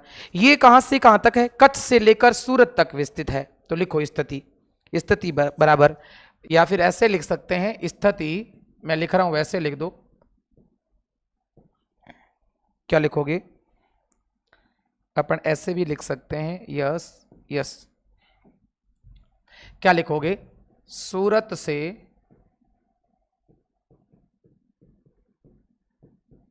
गुजरात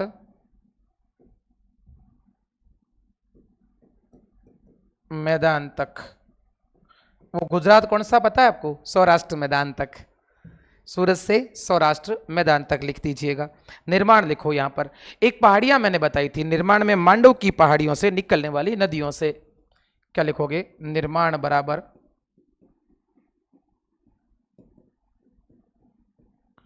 मांडव की पहाड़ियों से निकलने वाली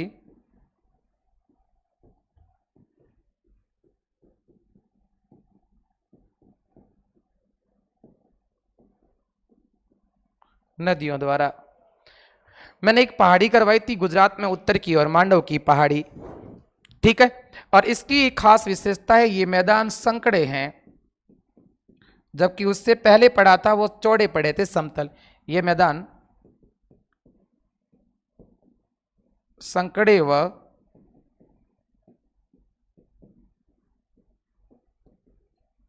क्या है? समतल है।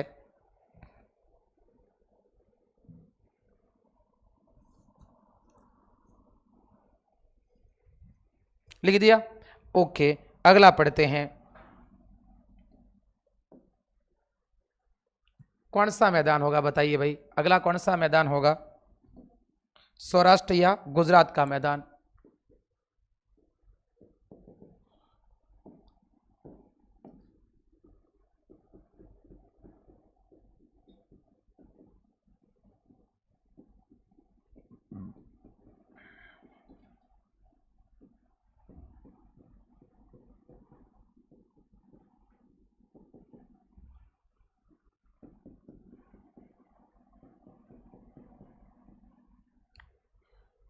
स्थिति पढ़ते हैं इसकी। ये गुजरात के दक्षिण भाग में स्थित सबसे उपजाऊ प्रदेश है। गुजरात का सबसे उपजाऊ प्रदेश है। स्थिति में क्या लिखोगे? ये गुजरात के कौन से भाग में स्थित है बेटा?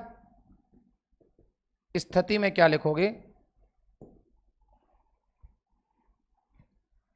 लिखो कौन सा? गुजरात के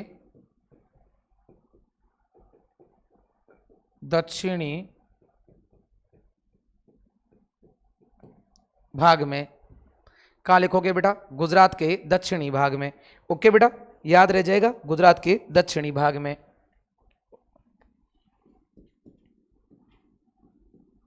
लिखो यह एक उपजाऊ मैदान है, या अपन ये कह सकते हैं यह गुजरात का उपजाऊ मैदान है।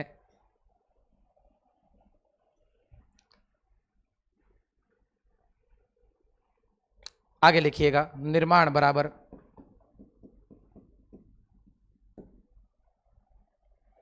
निर्माण लिखना है इसका। निर्माण कौन सी नदियां हैं मैं आपको बता रहा हूं, ध्यान से सुने। 4 नदियां हैं। वो 4 कौन कौन सी है? एक तो माही है, एक साबरमती, नाम सुना होगा आपने, गांधी जी वाला। साबरमती की यात्रा है ना, गांधी जी की कुटिया हुआ करती थी, साबरमती आश्रम। तो एक माही नदी मेहत झील से निकलती है।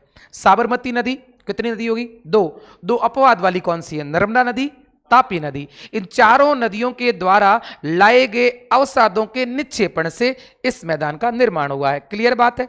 यस। क्या लिखोगे? माही और साबरमती और नर्मदा व तापी नदियों के द्वारा लाए गए निक्षेपों से, लाए गए निक्षेपों से। क्लियर है? लाए गए निक्षेपों से। ओके बेटा, याद रह जाएगा क्या आप लोगों को? और सिंपल लिखना है, ये चौड़े हैं, समतल है और कृषि के लिए उपयोगी है, ये सब में ध्यान रखना है। अगला क्या है? विशेषता के, यह समतल सपाट चौड़े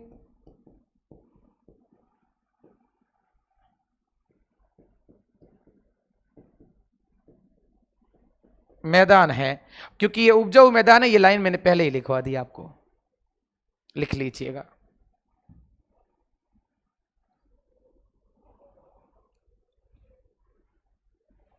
हो गया। कौन सा तट बाकी है? कोंकण। काठियावाड़, मराठवाड़ा लिखना चाहते तो भले ही लिख दो, महाराष्ट्र में स्थित है, हालांकि इसका नहीं पूछा जाता है इतना, फिर भी नाम डाल दे, कोई नाराज ना हो जाए। ये कहेगा इतना सब पढ़ा रहे हो, हमको नहीं पढ़ा रहे हैं आप लोग। ठीक है, गुजरात से हम लोग बाहर आ चुके हैं, पता है ना आपको।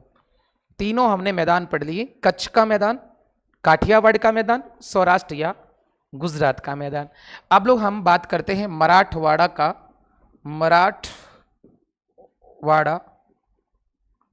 मैदान, सिंपल सी बात है, इसको आपको ध्यान रखना है।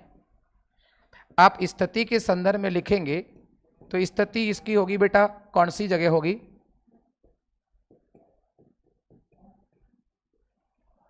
स्थिति कौन सी होगी बेटा? महाराष्ट्र होगी। क्लियर बात है? फिर क्या लिखोगे?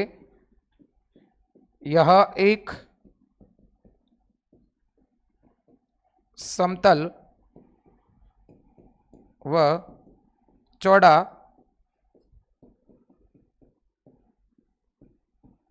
उपजाऊ मैदान है। ठीक है बेटा, इतनी सी बात लिखनी है। ओके, अगला पढ़ते हैं टाबरू। क्या है? कौन सा मैदान बताओ मुझे? कोंकण का मैदान। दिमाग तो काम कर रहा है। कौन सा मैदान है? कोंकण का मैदान।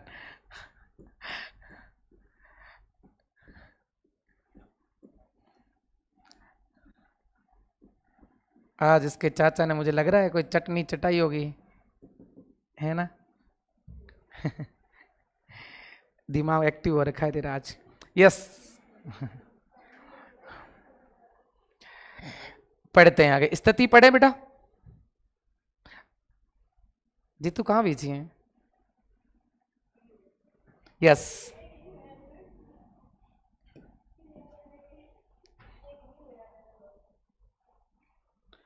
हाँ जी, क्या लिखना है बेटा? स्थिति लिखिएगा।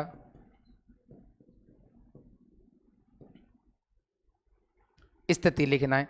ये है ना मेन, अगर मैं बात करूं आप लोगों को तो सॉरी कहां होगा? गोवा। तो लिख दो गोवा तट या गोवा राज्य। लिख लिया क्या पहले से ही? और अगर पूरा विस्तार अगर मैं बताऊं आपको तो एक महाराष्ट्र का एरिया है जिसका नाम दमन है। आपको पता होगा, दमन दीव, दादर नागर हवेली, याद आ रहा है? तो दमन महाराष्ट्र से लेकर गोवा तक इसका विस्तार है, ऐसे भी लिख सकते हैं। तो क्या लिखेंगे आप लोग? अगर गोवा लिख दिया तो कोई बात नहीं, दमन महाराष्ट्र से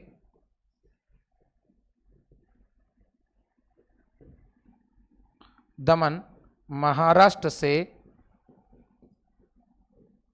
गोवा तक।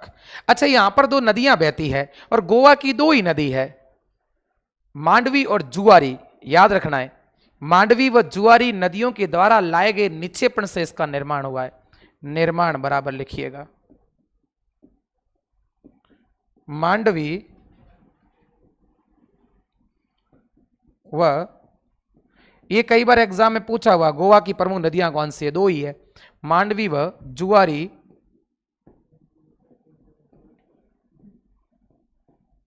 नदियों के द्वारा लाए गए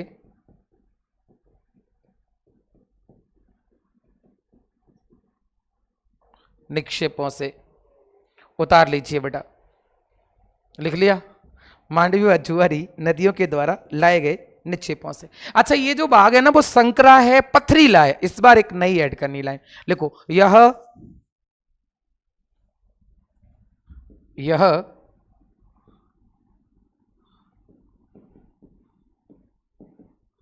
संकड़ा लिखो, संकरा लिखो, एक बात अलग ही है, चलो कोई दिक्कत नहीं, एक ही है। पथरीले व उबड़ खाबड़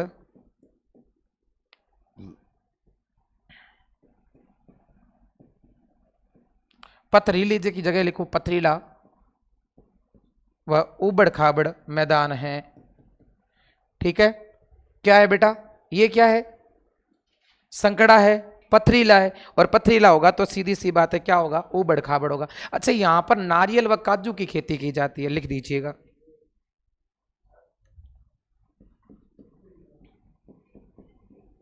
यहां कोकोनट की खेती करते हैं भाई, नारियल व काजू की कृषि की जाती है। खासतौर से आम भी होता है, ऐसी बात नहीं है।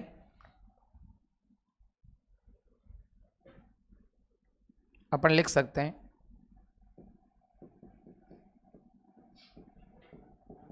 आम की कृषि भी। ठीक है, क्या बोया जाता है? अम्बा बोया जाता है, ऐसे मत लिखना, आम बोए जाते हैं। ठीक है। अच्छा, एक बात और बता रहा हूं, यहां पर आम है ना, आम पकते नहीं है। मानसून की पहली बौछार आएगी, पहली बार मानसून आएगा ना, तो पहली बार बारिश होगी ना, उस बारिश के कारण आम के पूरे आम पक जाएंगे। इसलिए उस बारिश का नाम स्थानीय लोगों ने आम्र वर्षा रख दिया गया। क्या रखा? आम्र वर्षा। तो पूछा जाता है आम्र वर्षा कहां होती है, तो यहां होती है। अब आम की वर्षा नहीं होगी, आम पक जाएंगे। तो क्या लिखोगे? यहां मानसून पूर्व की बौछारों से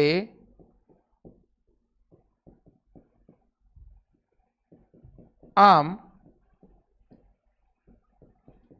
पक जाते हैं इसलिए इसे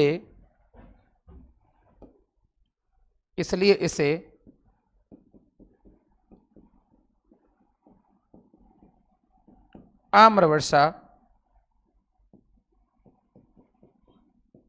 कहा जाता है। तो आम्रवर्षा का क्या है बेटा? मानसून पूर्व की बौछार क्या कहलाती है? आम्रवर्षा, जिसके कारण क्या हो जाते हैं? आम जल्दी पक जाते हैं। क्लियर बात है बेटा, याद रखिएगा। और जो एक बात बता रहा हूं, ये जो है ना आम्रवर्षा यहां पर भी होती है और मुख्य रूप से कहां होती है, ये अगर आपसे पूछ लिया जाता है तो कर्नाटक में होती है भाई, ध्यान रखना। मुख्य तो ऐसी वर्षा कहां होती है? कर्नाटक में ज्यादा होती है, इस बात को ध्यान रखना है। कितने तट हुए बताइए? कोंकण हो गया, मतलब 5 हो गए, छठवां ले रहा हूं। यस, तट का नाम क्या है बताइए मुझे?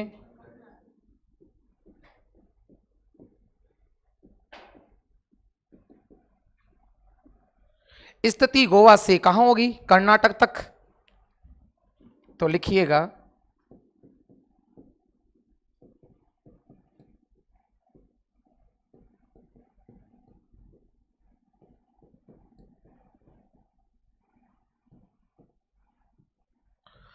और इसका निर्माण जो होता है ना वो समझना है।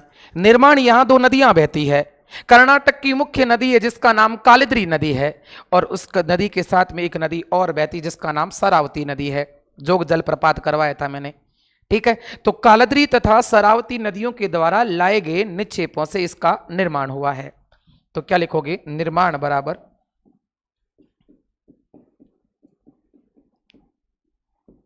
कौन सी? कालिद्री व शरावती नदियों के द्वारा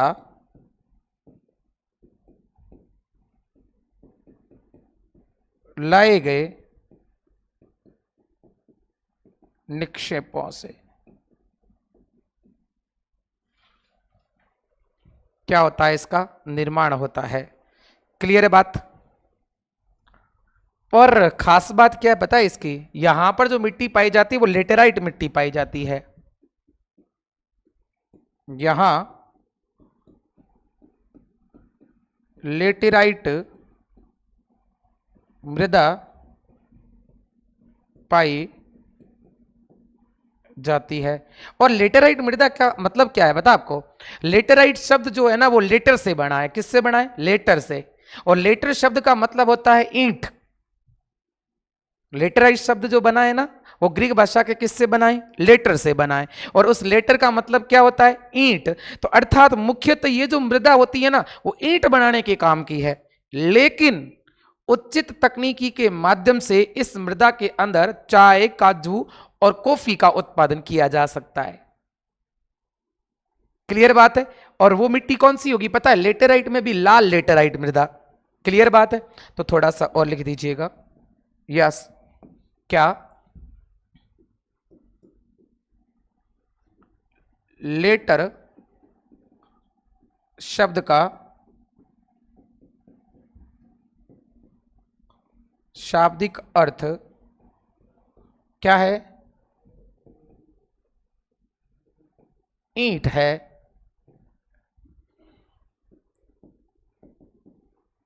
अर्थात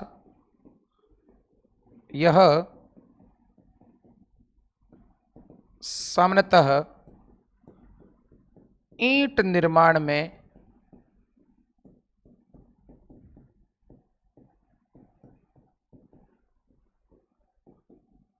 उपयोगी है।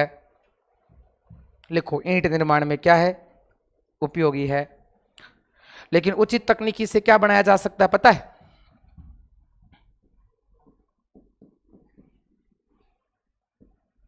लेकिन उचित तकनीकी द्वारा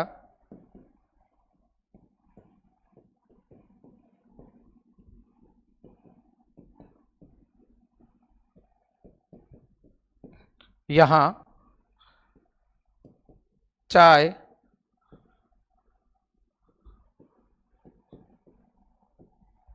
कॉफी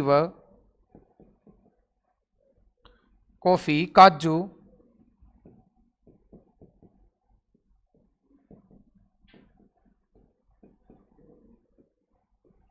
व चावल का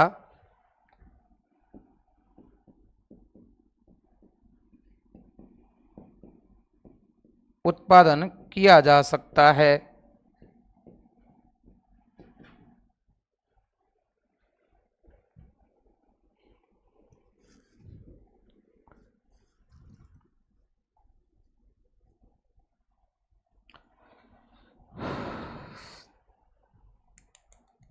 लिख लिया। चलो अगली बात करते हैं इसमें। अब देखिए बेटा, कॉफी का सर्वाधिक उत्पादन कौन करता है बताइए मुझे। कर्नाटक राज्य करता है। तो अगली लाइन क्या लिखेंगे, कॉफी का सर्वाधिक उत्पादन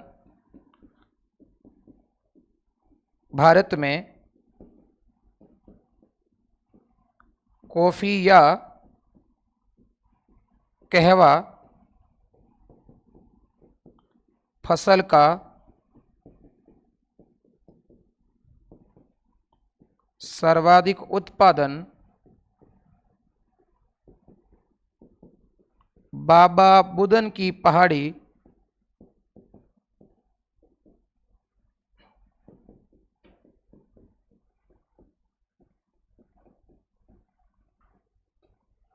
बाबा बुदन की पहाड़ी कर्नाटक में होता है।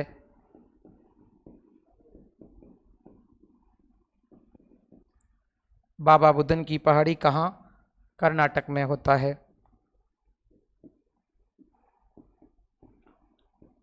शरावती नदी पर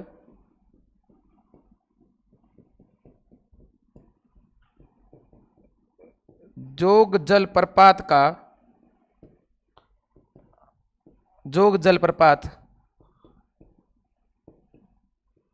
स्थित है। एक बात और बता रहा हूं मैं आपको कि यहां मानसून पूर्व की एक वर्षा होती है और केरल में इसको क्या कहा जाता है, चेरी ब्लाज्म कहा जाता है, जिससे कॉफी के फूल जो होते हैं वो अक्सर आ जाते हैं। ठीक है।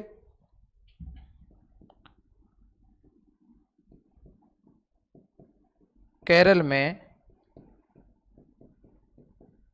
मानसून पूर्व की वर्षा को चेरी ब्लाज्म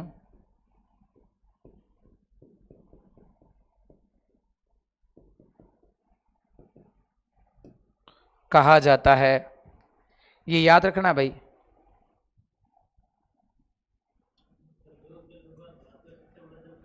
यस, जिसको गर्सो पापी कहते हैं बेटा।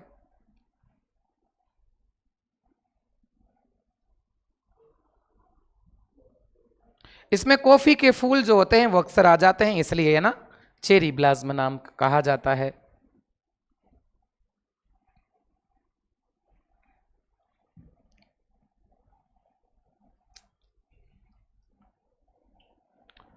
लिख दिया बेटा। अगला कौन सा तट रह गया, एक मालाबार। तो लिखो मालाबार का मैदान।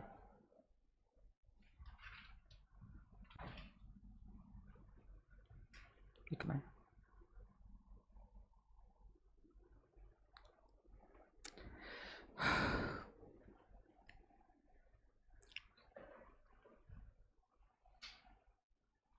उतार लो फिर आगे बढ़ते हैं। ठीक है। और मालाबार तट के साथ हमारा पश्चिमी घाट पूरा हो जाएगा और आज की क्लास इतनी ही लेंगे फिर। ठीक है। लिखो, हेडिंग लगा दीजिए। टाइम पता नहीं क्यों इतना आ जा रहा है ना। लो जी,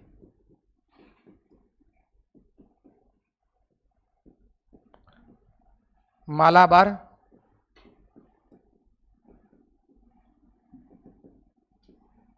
कौन सा मैदान है, मालाबार का मैदान। स्थिति लिखो। स्थिति क्या है बेटा, यस। स्थिति क्या है, मुख्य रूप से तो है कर्नाटक में। क्या लिखोगे, मुख्यतः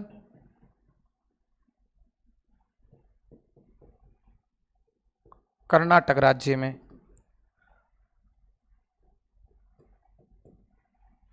मुख्यतः कौन से राज्य में है? कर्नाटक। बट आपको ध्यान रखना कि मदुरै से कन्याकुमारी के मध्य भी आप लिख सकते हो, लिखो इसके अंदर। या फिर अपन ऐसे लिख सकते हैं, नहीं सॉरी भूल से लिखा है मैंने, मुख्यतः केरल राज्य में है, ये भूल से लिखा है, केरल राज्य में है, ठीक है, क्योंकि पहले लिखवाया हुआ हालांकि आपको। और अगला क्या लिखोगे बेटा इसके अंदर? इसके अंदर लिख लीजिएगा। कहां से कहां तक लिखोगे? तो लिखो मैंगलोर या मंगलोर से, मंगलोर कहते हैं बेंगलोर को, बेंगलोर से कन्याकुमारी तक। बेंगलोर कर्नाटक की राजधानी है, कन्याकुमारी तमिलनाडु में पड़ता है, ठीक है। अच्छा, इसके किनारे एक झील पाई जाती है, इसके किनारे एक झील पाई जाती है, वो झील कौन सी है? इसके किनारे एक झील पाई जाती है, इसका नाम क्या है? वेबनाथ झील है। किधर गया भाई? है?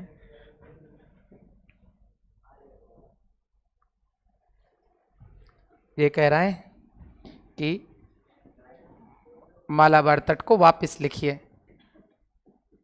कोई बात नहीं, ऐसे हो जाएगा, लिखा हुआ है आप लोगों के, कोई दिक्कत वाली बात नहीं, एक ही लाइन लिखनी है स्थिति वैसे। और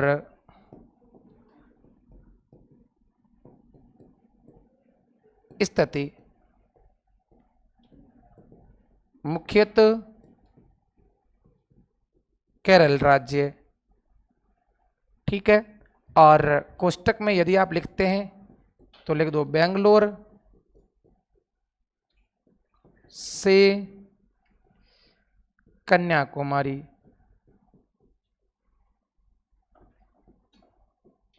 तक। अब लिखो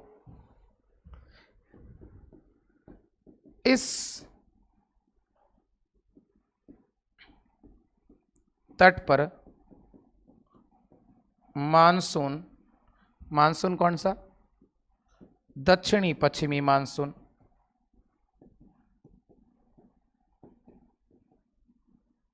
दक्षिणी पश्चिमी मानसून सबसे पहले टकराता है,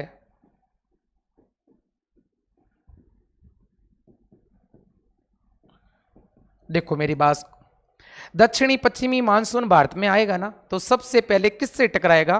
केरल के मालाबार तट से टकराएगा, और यहां पर बारिश खूब सारी करेगा, इसलिए मालाबार तट एकदम हरा भरा है। क्लियर बात है? ये बात आप लोगों को ध्यान रखनी है। अगला, इस मैदान के किनारे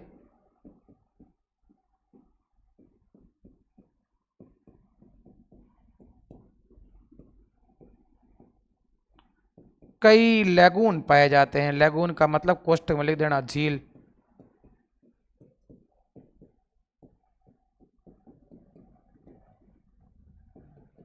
और उस लैगून में से एक लैगून है जिसका नाम क्या है? वेबनाथ झील।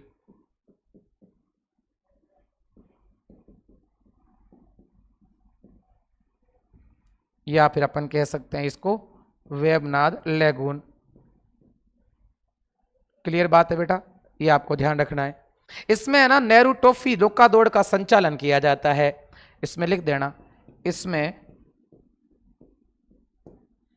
नेहरू ट्रॉफी नौकायान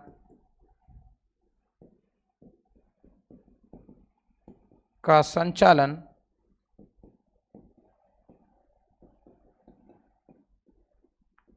ये थोड़ी लंबी ऐसी पतली झील है, किनारे किनारे है ना, याद रखना।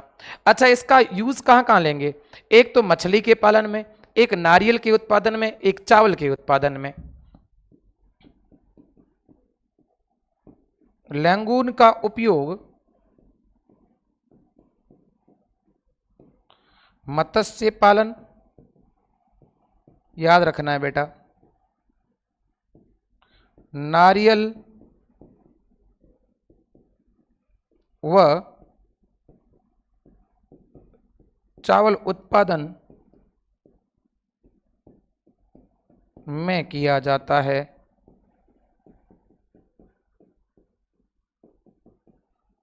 ये क्वेश्चन भी 12वीं में पूछा हुआ क्वेश्चन है, 12वीं में है, लैगून झील जल संसाधन वाले पार्ट में से।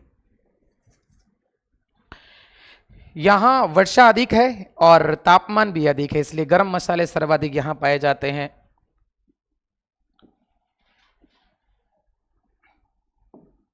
क्या लिखोगे?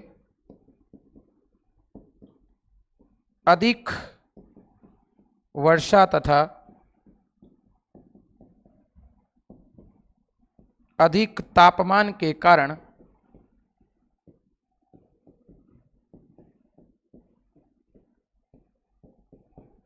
यहां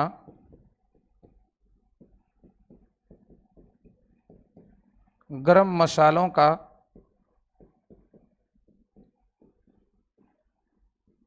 उत्पादन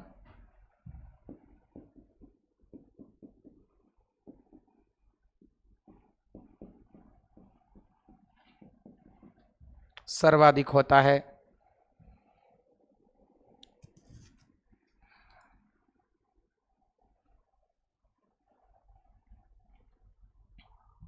अन्य उत्पादन लिख दीजिएगा।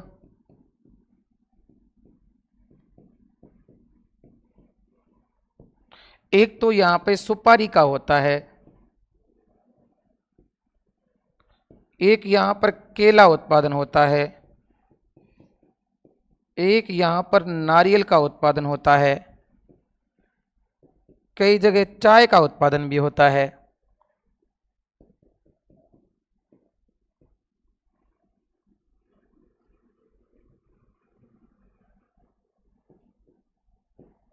और मैंने आपको कहा था लाल लेटेराइट मिट्टी में होता है केरल की। ठीक है, इतनी सी बात है और हमारा पश्चिमी तटीय मैदान कंप्लीट हो चुका है। ओके, एक बार फिर से देख लीजिएगा क्या क्या चीजें पढ़ी हम लोगों ने। सबसे पहले ध्यान दीजिएगा, हमने यहां से अपनी बात को स्टार्ट किया था। तटीय मैदान का विस्तार पढ़ा। तटीय मैदान के दो भाग पढ़े। पहला भाग कौन सा है? पश्चिमी तटीय मैदान, यस। दूसरा हमने लिया पश्चिमी तटीय मैदान, उसका विस्तार पढ़ा, विस्तार के बाद उसकी विशेषता पढ़ी। इस तरीके से हमने बात कंप्लीट की। उसके बाद में पश्चिमी तटवर्ती मैदान का प्रादेशिक विभाजन पढ़ा और उस प्रादेशिक विभाजन में पहला विभाजन उत्तर से दक्षिण के क्रम में पढ़ा। पहला कच्छ, काठियावाड़, सौराष्ट्र जिसको गुजरात का मैदान कहते हैं, मराठवाड़ा, कोंकण, कन्नड़, मालाबार, और इस तरीके से हमने टोटल 6 प्रादेशिक विभाजन पढ़े। हाँ, उसको मराठवाड़ा के साथ अगर लेंगे तो हो जाएगा, यस। उसके बाद में हम लोगों ने क्या पढ़ा? कच्छ का मैदान पढ़ा, कच्छ के मैदान की स्थितियां पढ़ी और उसके निर्माण के संदर्भ में पढ़ा। उसके बाद में बेटा काठियावाड़ का मैदान पढ़ा और कंप्लीटली काठियावाड़ मैदान की हमने विशेषता पढ़ ली। उसके बाद में सौराष्ट्र या गुजरात का मैदान पढ़ा और 3 हमने इस तरीके से गुजरात के तटीय मैदान पढ़े। उसके बाद में मराठवाड़ा का मैदान जो है कि महाराष्ट्र में स्थित है, उसके बारे में हमने बात की। अगला कौन सा है बेटा? कोंकण का मैदान, जो कि कहां पर स्थित है? गोवा में स्थित है, कोंकण तट पर स्थित है, तो इसके डिटेल के बारे में हमने पढ़ा, यस। उसके बाद में हमने कौन सा अगला लिया था? कन्नड़ तट, जो कि कर्नाटक में स्थित है और यहाँ की भाषा का नाम ही कन्नड़ी है। ठीक है बेटा, तो थोड़ा ध्यान रखना कि तट का नाम हो गया। उसकी विशेषता पढ़ी और कौन कौन सी फसलें हैं और चेरी ब्लाज्म को हमने पढ़ लिया। अगला हमने तट लिया मालाबार का मैदान, जो मालाबार का तट कहा जाता है, उसकी विशेषता पढ़ी और कौन कौन सा उत्पादन होता है, ये तमाम प्रकार की बातें कंप्लीट कर ली, यस। और इसके साथ हमारा पश्चिमी तटीय मैदान कंप्लीट हुआ है। थोड़ा ये लेंथी है और तो आपको थोड़ा ध्यान रखना है, संकड़ा भी है और लेंथी भी है, इस पे ज्यादा है। दूसरे वाला पूर्वी तटीय मैदान में कम है, यस सर, कंप्लीट।